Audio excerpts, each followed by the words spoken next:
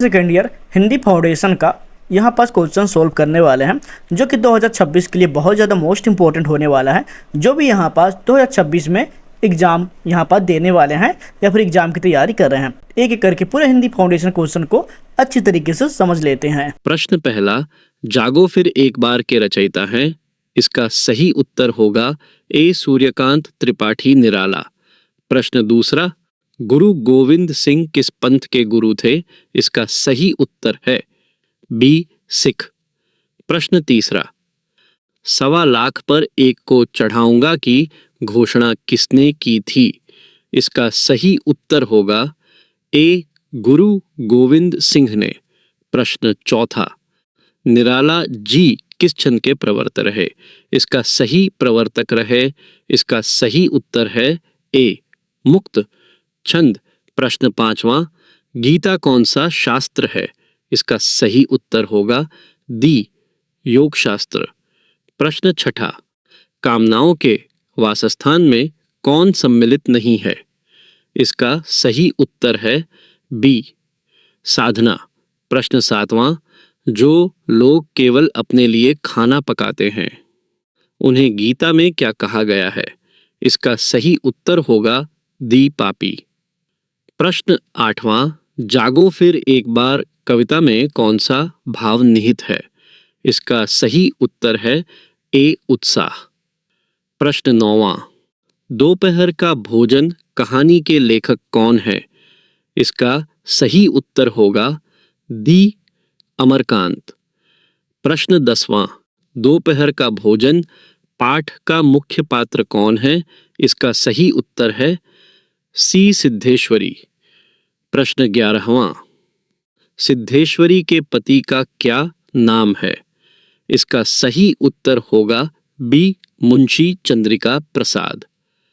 प्रश्न 12वां, दोपहर का भोजन कहानी में सिद्धेश्वरी झूठ क्यों बोलती है? इसका सही उत्तर है इस परिवार में एकता बनाए रखने के लिए। दी परिवार में एकता बनाए रखने के लिए। प्रश्न 13वां, अमरकांत जी का जन्म कब हुआ? इसका सही उत्तर होगा दी सन 1925 में।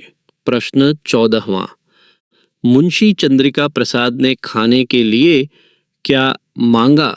इसका सही उत्तर है सी गुड़ तथा गुड़ का ठंडा रस। प्रश्न 15वां, कहानीकार अमरकांत ने अपने साहित्यिक जीवन की शुरुआत किससे की? इसका सही उत्तर होगा ए पत्रकारिता। प्रश्न 16वां, आधुनिक मीरा किसे कहा जाता है? इसका सही उत्तर है बी महादेवी वर्मा।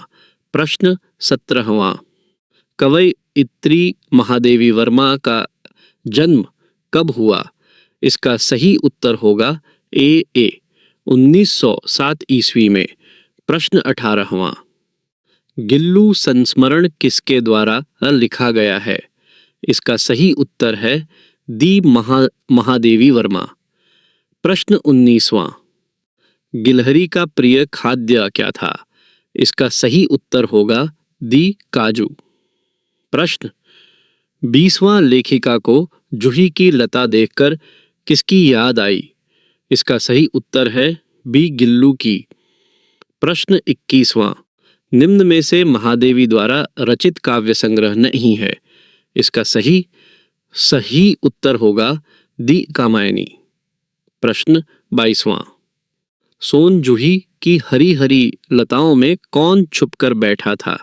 इसका सही उत्तर है ए गिलहरी। प्रश्न 23वां, लेखिका ने काक भुशुंडी किसे कहा है? इसका सही उत्तर होगा दी कौवे को। प्रश्न 24वां, पितृपक्ष में कौन सा पक्षी हमारे पितरों के रूप में आता है? इसका सही उत्तर है ए कौआ। प्रश्न 25वां, गिल्लू कहाँ रहता था? इसका सही उत्तर होगा बी फूल रखने की डलिया में रुई के बिछोने पर। प्रश्न 26वां, भूख लगने पर गिल्लू कैसी आवाज निकालता था? इसका सही उत्तर है ए चिक चिक। प्रश्न 28वां, लेखक के अनुसार मनुष्य के नाखून किसके जीवंत प्रतीक हैं? इसका सही उत्तर है सी, पाशवी वृत्ति के। प्रश्न 29वां, पुराने का मोह सब समय वांछनीय ही नहीं होता, किस लेखक की पंक्ति है? इसका सही उत्तर होगा दी हजारी प्रसाद द्विवेदी। प्रश्न 30वां, जीवन रक्षा के लिए नाखून कब जरूरी थे? इसका सही उत्तर है ए, आदिकाल। प्रश्न 31वां, नाखून क्यों बढ़ते हैं?